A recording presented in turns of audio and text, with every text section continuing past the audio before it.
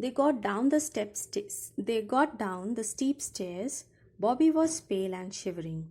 Peter's face looked thinner than usual. Phyllis was red-faced and damp with anxiety. Now they stepped down the stairs. Bobby कैसी दिख रही थी? Pale and shivering, डर के मारे. Peters का फेस कैसा पड़ गया था? थिन एकदम. और फिलिस कैसी लग रही थी? रेड फेस्ड, उसको एंजाइटी हो रही थी.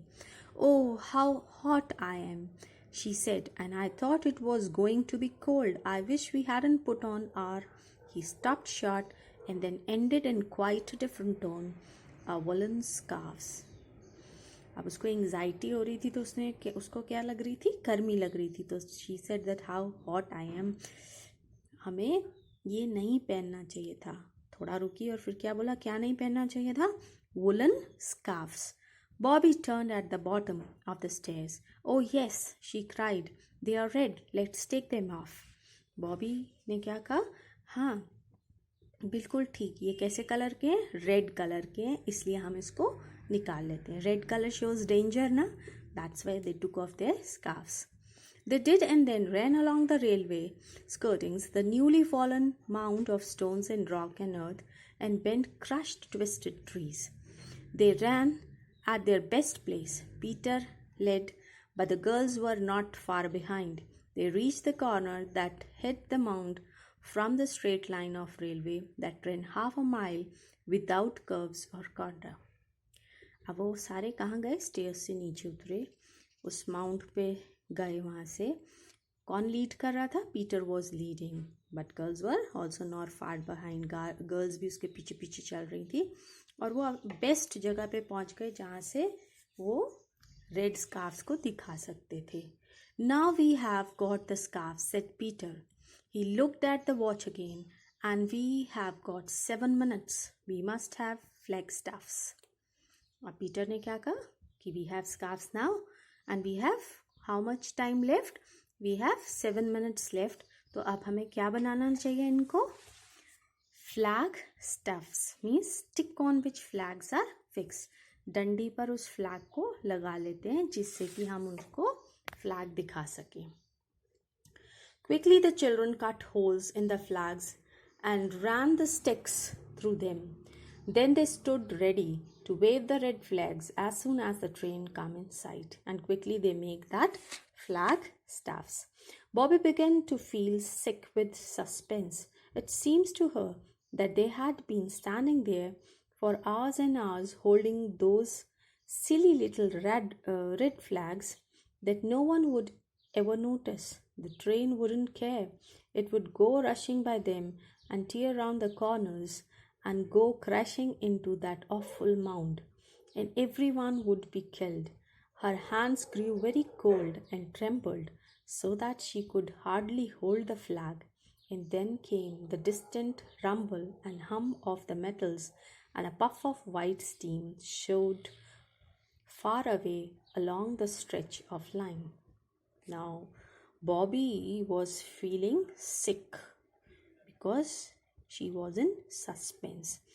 It seems to her that she was holding that red flag for hours. She was holding, but actually she was holding few minutes before, na? But it seems to her that she was holding that flag from hours. And he thought that the train would come and no one will notice that flags, and the train will crash in the mound and everyone would be killed. And her hands were cold, very cold, and trembled. कांप रहे थे उसके हाथ. Hardly she was holding that flag. And after that, what happened? They heard the voice of the train and they saw the steam coming out from the engine. Stand firm, said Peter, and wave like mad. As the train comes closer, step back, but go on waving. Don't stand on the line, Bobby. Now, Peter said that stand firm, डटे रहो. ठीक है. और ये हिलाने लगा वो जोर से फ्लैग को. और उसने क्या कहा? When the train come closer to you, you step back. Line पे से हट जाना. ठीक है. बॉबी वहीं मत खड़ी रहना, लाइन पे से हट जाना. The train came The train came rattling along very, very fast. The front of the engine looked black and enormous. Its voice was loud and harsh. Train वहाँ पर आ गई. ट्रेन की आवाज़ कैसी थी इंजन की? Harsh. Oh, stop, stop, stop, cried Bobby. No one heard her. No one heard her. At least Peter and Phyllis didn't, for the oncoming rush of the train covered the sound of her voice with a mountain of sound. But afterward she used to wonder whether the engine itself had not heard her.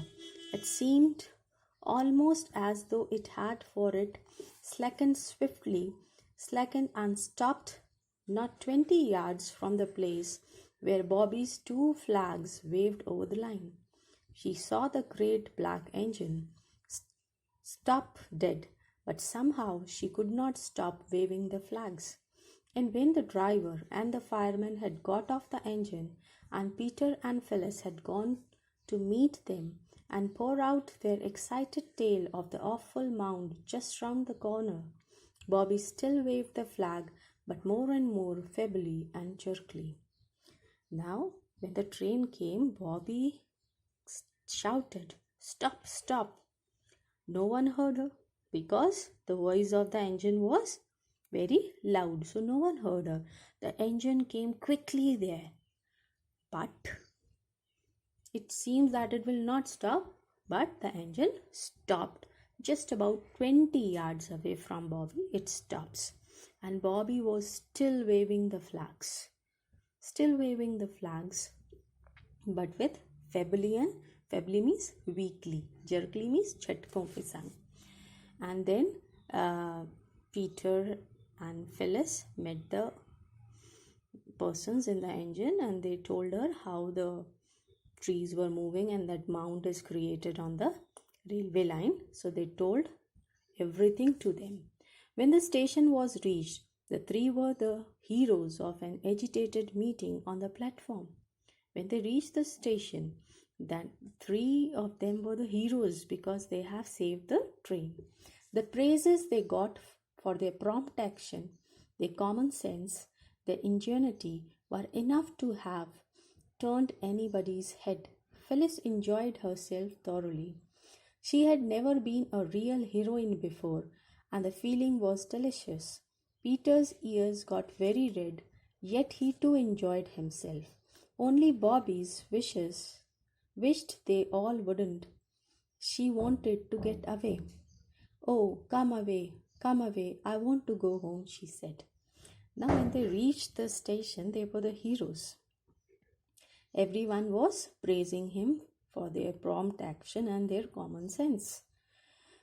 Phyllis was enjoying everything, and Peter also was enjoying, but only one person wanted to go away from there. That was Bobby.